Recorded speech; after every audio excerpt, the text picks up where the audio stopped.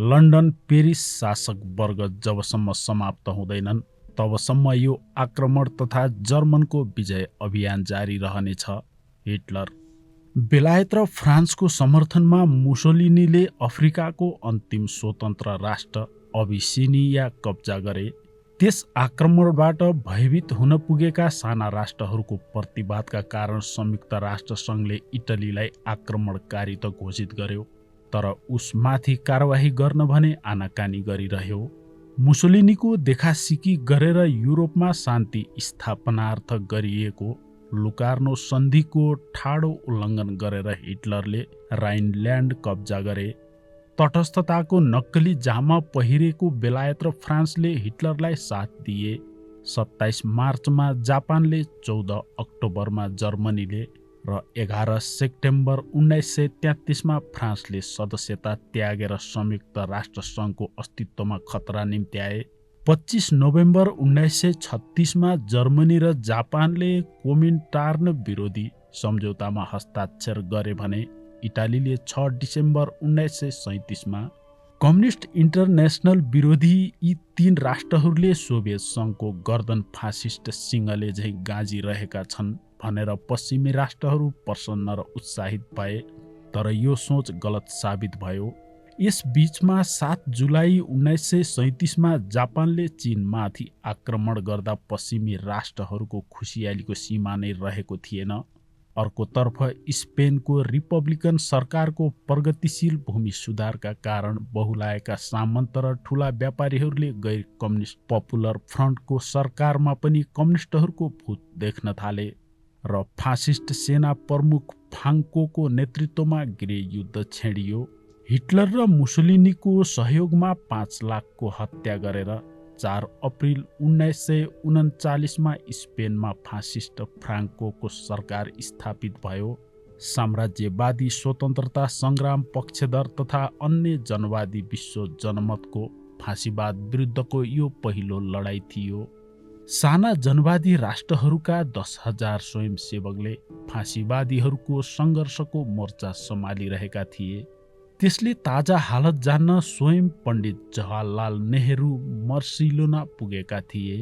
Soviet सङ्घ र फ्रान्सले पनि सङ्घर्षरत स्पेनी जनतालाई मद्दत गर्ने प्रयास गरे, तर विश्वयुद्धको खतरालाई नजरअन्दाज गर्नु उनीहरूका लागि पनि मुस्किल थियो। यस युद्धले लोकतान्त्रिक शक्तिहरूलाई फाँसीवादी भयानकताको अनुभूति गरायो। साम्राज्यवादबाट फाँसीवादमा फेरिरहेको सङ्क्रमणकालीन अवस्थाले विशेष ध्यान खिच्ने नै भयो। प्रथम विश्वयुद्ध सुरु हुनुभन्दा पहिले नै साम्राज्यवादी शक्तिहरूले पुरै विश्वलाई विभाजित गरेका थिए।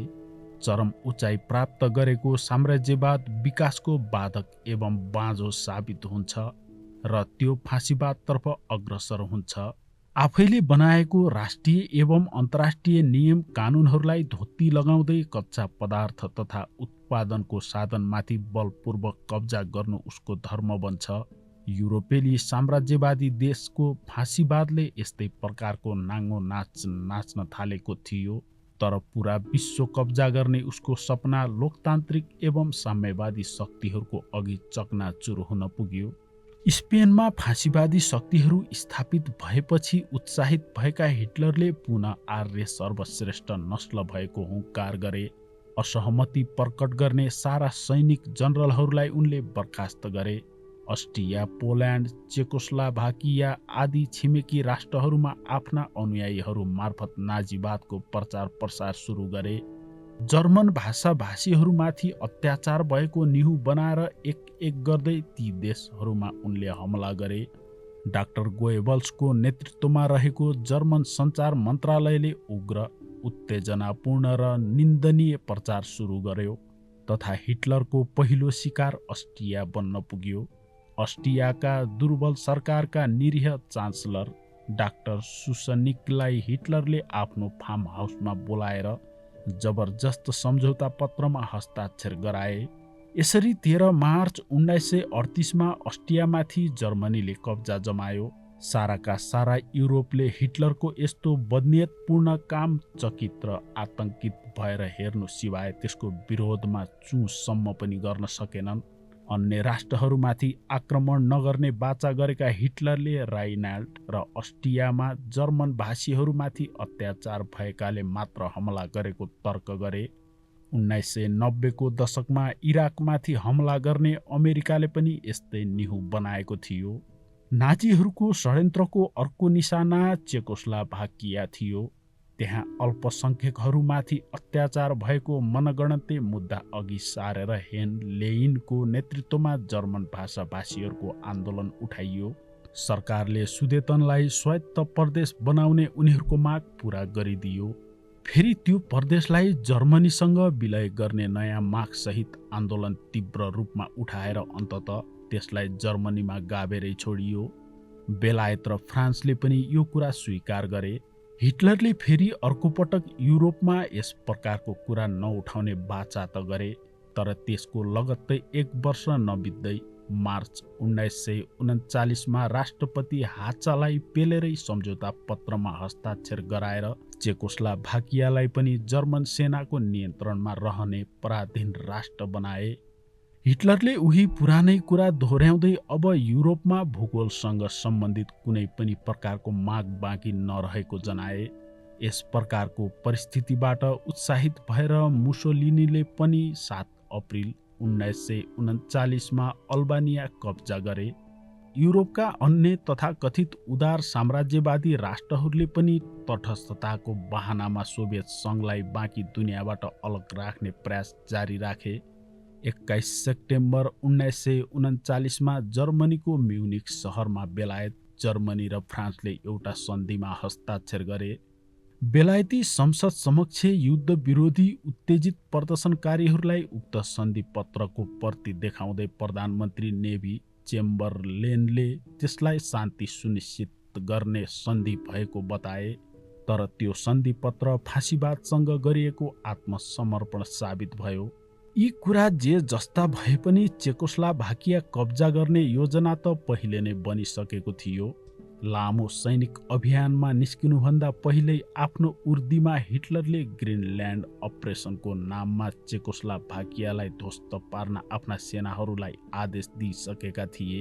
यस्तो परिस्थितिमा साम्राज्यवादी खेमालाई कठोर झट्का दिँदै सोभियत सङ्घका प्रमुख स्टालिनले जर्मन सोभियत अनाक्रमण सन्धि गरेर आफ्नो बुद्धिमत्ता र दूरदर्शिताको परिचय दिए।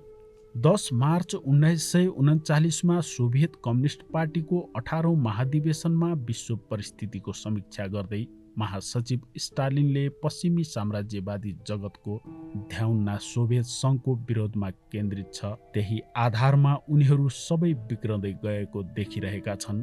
तर स्वयं युरोप र अमेरिका फाँसीवादको सङ्कटको चपेटामा पर्दै गएका छन् भने।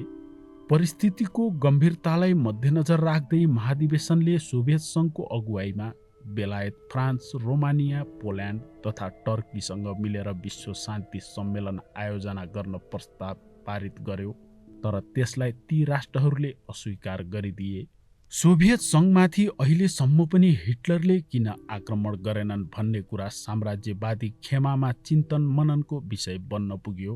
त्यसबारेमा प्रशस्त आशंकाहरू जन्मिए। जर्मन सोभियत अनाक्रमण सन्धि उनीहरूलाई अब वज्रपात सरह लाग्न थाल्यो। शिरमाथि मडारिरहेको फाँसीवादी खतराको कारण सोभियत सङ्घले अघि सारेको विश्व शान्ति सम्मेलन आयोजना गर्ने प्रस्तावलाई लात मारेकाले पनि उनीहरूलाई जलन भइरहेको थियो। 15 मार्च 1939मा चेकोस्लोभाकिया कब्जा गरेको 1 हप्ता नबित्दै 25 वर्षे अनाक्रमण सन्धि प्रस्तुत गर्दै जर्मनीको नियन्त्रणमा पोल्यान्डमा सडक र रेल यातायातका लागि लिङ्क निर्माण गर्न तथा 21 मार्च 1939 सम्ममा डान्जिक बन्दरगाह जर्मनीलाई सुम्पन हिटलरले फरमान जारी गरे। त्यसो नगरेमा पोल्यान्डमाथि सामरिक कारबाही गर्ने धम्की पनि हिटलरले दिए। यसरी ससाना राष्ट्रहरूलाई धम्काउँदै कब्जा गर्ने हिटलरी शैलीबाट तिलमिलाएका साम्राज्यवादीहरूको मनस्थिति 17 मार्च 1939मा बेलायती प्रधानमन्त्री चेम्बरलेनको टिप्पणीमा झल्किएको छ। उनले भनेका छन्, यसलाई पुरानो दुस्साहसको अन्त या नयाँ पहल कदमीको सुरुवात अथवा विश्व विजयको अभियान मान्न सकिन्छ। त्यसपछि भने स्वायत्ततामा आँच आउने या युद्धको स्थिति पैदा हुने भएकाले बेलायत र फ्रान्सले पोल्यान्डलाई साथ दिने घोषणा गरे। जर्मनीले पनि नडराइकन सन् 1934-35मा गरिएको पोलिरा अनाक्रमण सन्धि तथा पारस्परिक नौसैनिक सन्धि रद्द गरेर बेलायत र फ्रान्सलाई कठोर जवाफ दियो। बिस्तारै बिस्तारै भड्कन लागेको युद्धको झिल्काबाट तर्सेका फाँसीवाद विरोधी साम्राज्यवादी देशहरूले कहिले अनुनय विनय गर्दै त कहिले सानो स्वरमा धम्कीको भाषामा जुन, जुलाई र अगस्त महिना बिताए, जसलाई ग्रीष्मकालीन सङ्कट भनेर चिनिन्छ। सोभियत सङ्घको अन्धो विरोधी बनेर फाँसीवादी खतरालाई नजरअन्दाज गरिरहेका बेलायत फ्रान्स गठबन्धन अब भने फाँसीवादको विरुद्धमा अरू लोकतान्त्रिक देशहरूलाई समेट्न अग्रसर भए। यस्तो परिस्थितिमा बेल्जियमका राजा तृतीय लियोपोल्डले हिटलरको दबावमा परेर आफू तटस्थ रहने घोषणा गरे। फ्रान्सबाट सताइएको यो देशले जर्मनीसँग खतरा मोल्न चाहेन। स्पेनमा पनि फाँसीवादी फ्रेन्कको सरकार स्थापित भएकाले जर्मनी एवं इटालीको राजनैतिक कूटनीतिक प्रभाव भूमध्य सागरीय क्षेत्रसम्म फैलन पुग्यो भने चेकोस्लोभाकियामाथि हिटलरले कब्जा जमाएपछि त मध्य युरोपेली सीमासम्म मित्र राष्ट्रहरूको नियन्त्रण समाप्त भयो। सङ्कटको यस घडीमा मित्र राष्ट्रहरू समक्ष सोभियत सङ्घसँग सहकार्य गर्नु सिवाय अरू कुनै विकल्प नै रहेन। पोल्यान्ड र रोमानियाको रक्षा गर्न बेलायत र फ्रान्स वचनबद्ध थिए, तर त्यो काम सोभियत सङ्घसँग गठबन्धन नगरिकन सम्भव थिएन। यो कुरा बेलायतका Churchill, Lloyd George, captain Liddell Hart Eden ड कपुर तथा फ्रान्सका पियर काह, पल रेनो, पार्सिक्स, हेनरी द करेली आदि बुद्धिजीवीहरूको बीचमा विचार विमर्शको विषय बन्यो। जर्ज लायडले बेलायती संसद समक्ष चिन्ता व्यक्त गर्दै भने, म बुझ्न सकिरहेको छैन कि सोभियत सङ्घलाई विश्वासमा नलिकन जर्मनी विरुद्ध यति ठुलो जोखिम उठाउन कसरी सम्भव छ। फ्रान्सेली बुद्धिजीवीहरूको राय पनि यही थियो। यसरी सोभियत सङ्घसँग सम्पर्क स्थापित गर्नु उनीहरूको ऐतिहासिक व्यवस्था बन्यो। सोभियत सङ्घका प्रमुख स्टालिन बेलायत, फ्रान्स, पोल्यान्ड, रोमानिया, टर्की समक्ष आत्मरक्षार्थ सम्झौता गर्नका लागि फेरि बैठक बस्ने प्रस्ताव अघि सारे। त्यसको ठिक उल्टो कुनै पनि सामरिक सम्झौता नगरिकन पोल्यान्ड र रोमानियाको सुरक्षार्थ प्रति प्रस्ताव बेलायत र फ्रान्सले सोभियत सङ्घ समक्ष राख्यो। त्यो कुरा पोल्यान्ड, रोमानिया जस्ता ससाना राष्ट्रहरूको हितमा पनि थिएन। 15 अप्रिल 1939मा स्टालिनले फेरि भने कि बेलायत, फ्रान्स र सोभियत सङ्घलाई मान्य हुने सन्धि अन्तर्गत पोल्यान्ड, रोमानिया तथा बाल्टिक राष्ट्रहरूका साथै हल्यान्ड, बेल्जियम र स्विजरल्यान्डको सुरक्षा सुनिश्चित गर्नुपर्छ। तर बेलायत र फ्रान्सले 2 मे 1939मा यो प्रस्तावलाई पनि अस्वीकार गरे। पश्चिम युरोपेली शक्तिहरू तथा सोभियत सङ्घ बीचको क्षीण बन्दै गइरहेको मैत्री सम्बन्धले विश्व, खास गरिकन युरोपेली जनसमुदायलाई थर्कमान बनाइदियो। 1939 अप्रिलमा गरिएको जनमत सङ्ग्रहमा 86% मत मित्रताको पक्षमा खसेको थियो। तर पनि कम्युनिस्टको विरोध गर्ने नाममा सोभियत सङ्घलाई डसाउन सपेराहरूले फासिस्ट नागलाई मौका प्रदान गरि नै राखे।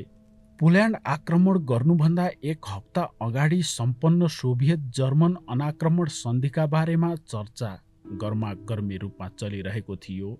विश्व जनमत यो कुरा नबुझेर हैरान थियो कि वैचारिक रूपमा एक अर्काको एकदमै विपरीत ध्रुवमा उभिएको साम्यवाद र फाँसीवादले अनाक्रमण सन्धि कसरी गर्न सक्छ।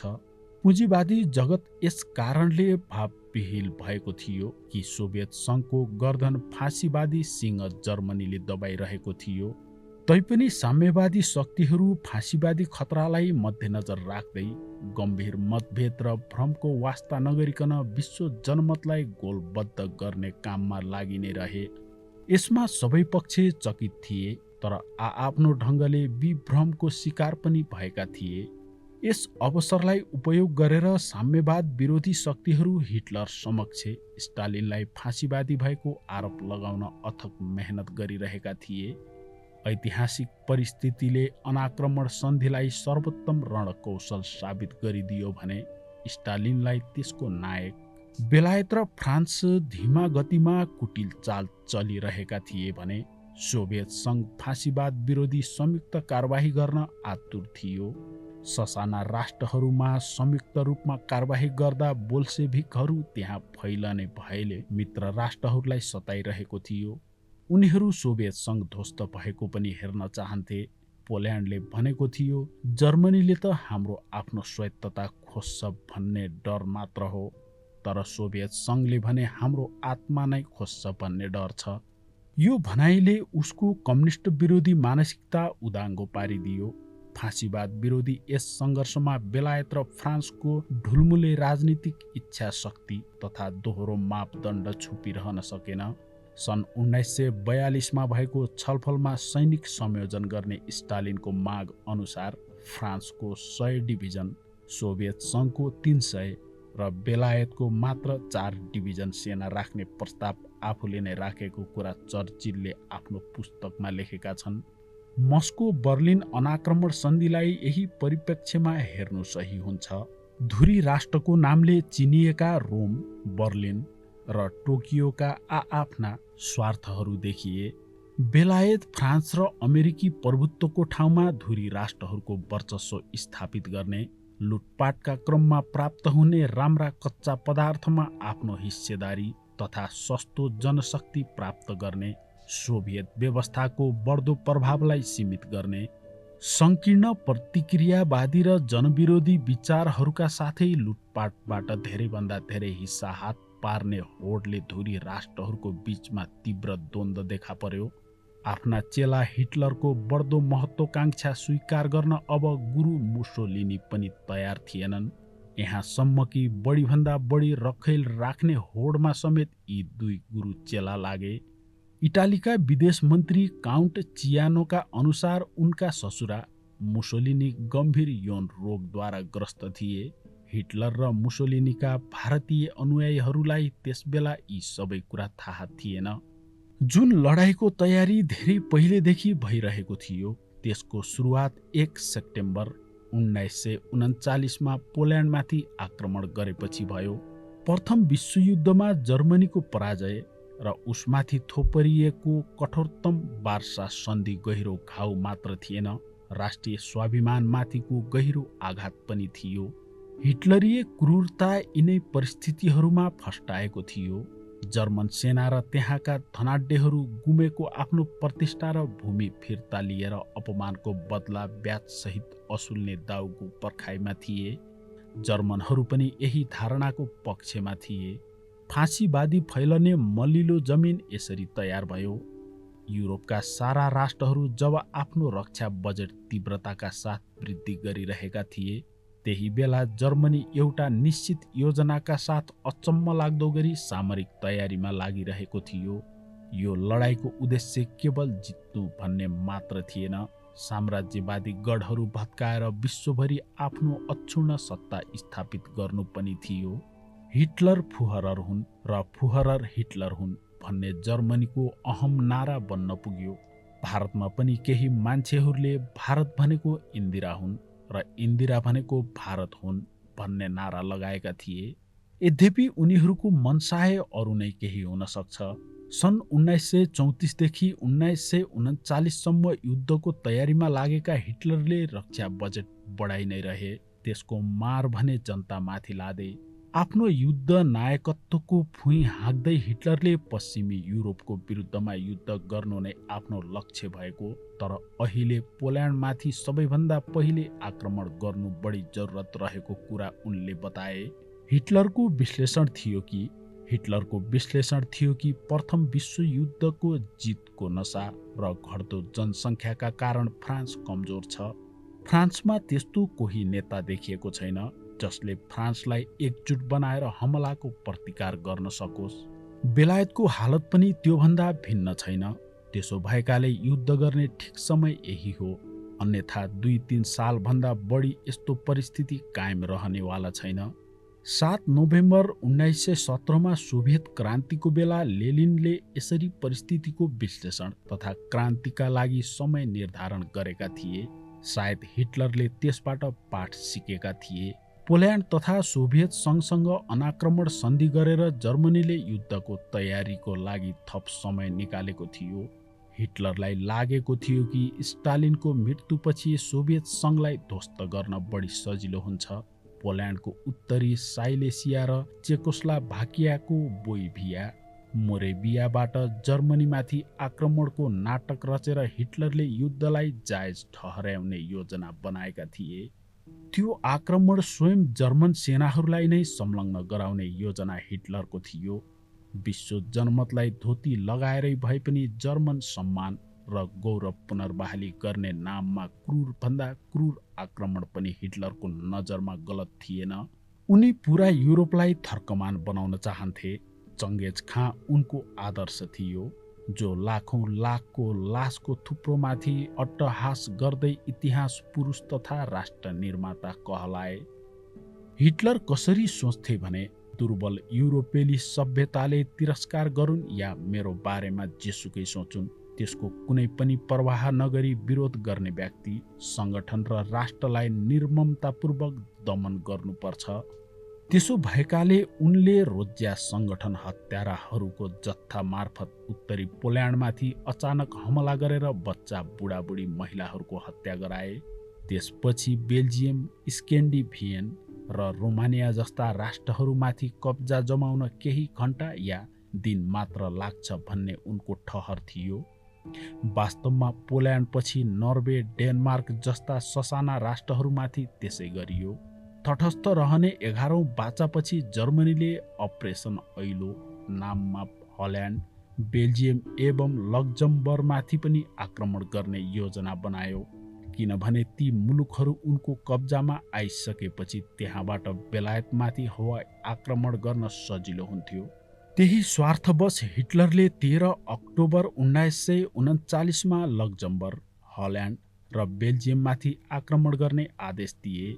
मे जुन 1940 मा पश्चिमी मोर्चामा भएको मित्र राष्ट्रहरूको नराम्रो हारपछि पनि बेलायतले दृढतापूर्वक आत्मसमर्पण गर्न इन्कार गर्यो। अपरेसन सी लायनको नाममा हिटलरले अगस्त 1940 को सप्ताहमा बेलायतमाथि पुनः आक्रमण गर्यो। बेलायती वायुसेना ध्वस्त पार्ने आफ्नो आकांक्षा पूरा हुने नदेखेपछि हिटलर पूर्वतर्फ मोडिए। 19 डिसेम्बर 1940 मा एउटा गोप्य सर्कुलरमा हिटलरका साथै सैनिक जनरलहरू काएटेल र जोर्डनले हस्ताक्षर गरे। त्यसको 9वटा मात्र प्रति बनाइए, जसमा सोभियत सङ्घमाथि आक्रमण गर्ने गोप्य योजना बनाइएको थियो। अपरेसन बर्बरासाको नाममा 15 मे 1941 मा आक्रमण गर्ने कुरा सर्कुलरमा निर्धारण गरिएको भए पनि अज्ञात रणनीतिक स्वार्थका कारण आक्रमणको योजना बदलियो। 23 फेब्रुअरी 1941 मा बर्लिनमा जापानी राजदूतसँग कुरा गर्दै जर्मन विदेश मन्त्री बिरेन ट्राफले भने, सोभियत सङ्घसँग गरिएको अनाक्रमण सन्धि दुईवटा रणभूमिमा एकसाथ सङ्घर्ष थान्को लगाउने उत्तम रणकौशल हो। चौतर्फी रूपमा भइरहेको युद्धको तयारीले उसको कुरा पुष्टि गर्यो। नचिनिउन् भनेर छद्मवेशमा जर्मन सैनिकहरूलाई सोभियत क्षेत्रमा प्रवेश गराइयो। 12 डिसेम्बर 1940 मा सोभियत विदेश मन्त्री मोलोटोभ बर्लिन शान्ति वार्तामा रहेकै बेला सोभियत सेना सजग हुन नपाउन् भनेर जर्मन सेनालाई द्रुत गतिमा आक्रमण गर्ने आदेश प्राप्त भयो। 3 फेब्रुअरी 1941 मा जति बेला सोभियत जर्मन संयुक्त शान्ति अपिल बाँडिरहेको थियो, त्यही नै बेला हिटलर, काएटेल र जोर्डन अपरेसन बर्बरासाको योजना बनाइरहेका थिए, ताकि त्यो बेलायत विरुद्ध जारी अपरेसन लाइनको अर्को हिस्सा बनोस्। जित सुनिश्चित ठानेर सोभियत सङ्घमा सामेल विभिन्न राष्ट्रहरूमा अलग अलग शासन गर्ने योजना पनि उनले बनाइसकेका थिए। स्टालिनग्रादका जर्मन हिरो, जसले पछि लाल चोकमा आत्मसमर्पण गरेका थिए, उनले युद्ध अपराधीहरूको विरुद्धमा गठित नुरेमबर्ग अन्तर्राष्ट्रिय अदालत समक्ष बयान दिँदै भने, युद्धको इतिहासमा अपरेसन बर्बरासा छलकपट एवं बेजोड धोखाधडीको नमुना हो। 3 फेब्रुअरी 1941 मा हिटलरले त्यो अपरेसनको अन्तिम अनुमोदन गरेका थिए। सुरुमा गोएरिन, काएटेल र जोर्डनको जिम्मामा त्यो काम भएको थियो, संयुक्त अदालत समक्ष पेश गरिएको गोप्य दस्तावेजहरूका अनुसार सोभियत सङ्घमाथि आक्रमण गर्नुभन्दा पहिले दक्षिणका राष्ट्रहरू युगोस्लाभिया र ग्रिस कब्जा गर्नु जर्मनीको आवश्यकता बनेको थियो। 12 नोभेम्बर 1940मा हिटलरको हस्ताक्षरमा गोप्य आदेश मार्फत अपरेसन फेलिक्सको नाममा आक्रमणको योजना बन्यो। यसको भित्री उद्देश्य फाँसीवादी शासक फ्रेन्कोको मद्दतबाट जिब्राल्टर नहर कब्जा गरेर भूमध्य सागरीय क्षेत्रबाट बेलायती नौसेनालाई तहस नहस गर्ने थियो। यसरी नाजी षड्यन्त्रको बढ्दो दायरताले एसिया अफ्रिका सहित पुरै विश्वलाई आफ्नो चपेटामा पार्यो। 1941मा प्रशान्त महासागरीय क्षेत्र खास गरिकन सिङ्गापुरमाथि आक्रमण गर्ने योजना बनाएर त्यसबारे परामर्श गर्न जापानी विदेश सचिव 1941मा प्रशान्त महासागरीय क्षेत्र खास गरिकन सिङ्गापुरमाथि आक्रमण गर्ने योजना बनाएर त्यसबारे परामर्श गर्न जापानी विदेश सचिव बर्लिन पुगे। अमेरिका युद्धमा झ्वाम्मै हाम फाल्ने आशंकालाई ध्यानमा राखेर युद्ध विस्तार गर्ने योजना अत्यन्त गोप्य राखिएको थियो। अन्य ठाउँमा कारबाही गर्नुभन्दा पहिले नै अमेरिकामाथि जापानी आक्रमणको आवश्यकता हिटलरले औल्याए भने जापानी विदेश सचिवलाई जर्मन विदेश सचिव रिबनट्राफले युरोपमा जर्मनको प्रभुत्वको महत्त्वबारे औल्याए। युद्धले बेलायतको हालत नाजुक बन्दै गइरहेको विवरण प्रस्तुत गर्दै रिबनट्राफले सुदूर बेलायती घाँटी सिङ्गापुरमाथि आक्रमण गर्नु एकदम सुगम रहेको बताए। जापानबाट उपलब्ध यस्ता अनेकौं षड्यन्त्रका साक्ष्यहरूले अन्य थुप्रै गोप्य योजनाहरूको पर्दाफास गर्छ। 2 डिसेम्बर 1941मा पर्ल हार्बरमाथि आक्रमण गर्नुभन्दा पहिले 28 नोभेम्बर 1941मा विदेश सचिव ओसामाद्वारा जापानका लागि पठाइएको सन्देश हिटलरको निर्देशन अनुसारको थियो।